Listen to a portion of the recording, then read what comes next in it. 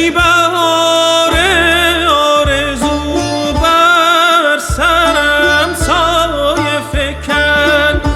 چون نسیم نوبهار بر آشیانم کن گذر، تا که گل باران شود کلبه ویران من.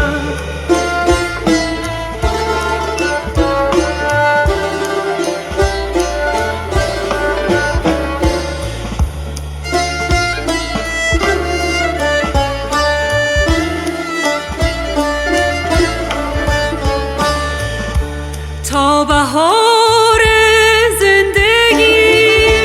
آمد بیا آرام جان، تا نسیم از سوی گل آمد بیا دامن کشان، چون سپندم بر سر آتش فشان من شیندمی، چون سرشکم در کنار بنشین نشان سوز نهان.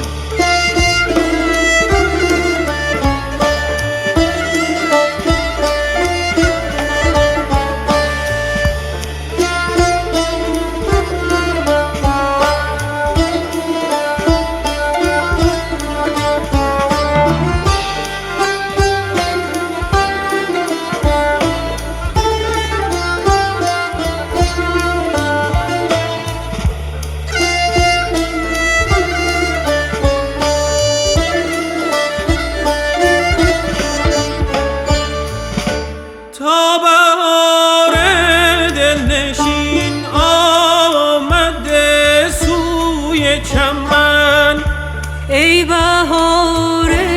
آرزو بر سرم سایه فکن، چون نسیم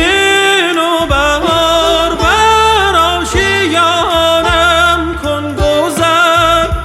تا که گل باران شود کلبه ویران من.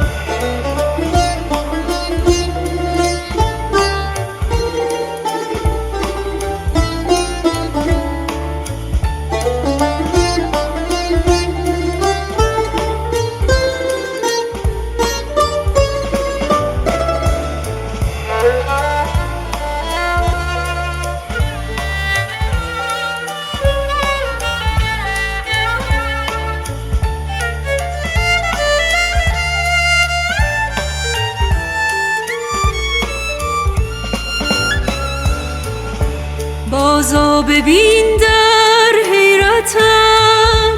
مشکن سکوت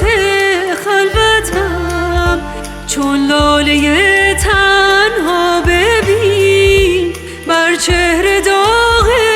حسرتم، ای روی تو آینه ام، عشقت غم دیرینه ام، بازا چو گل در این بهار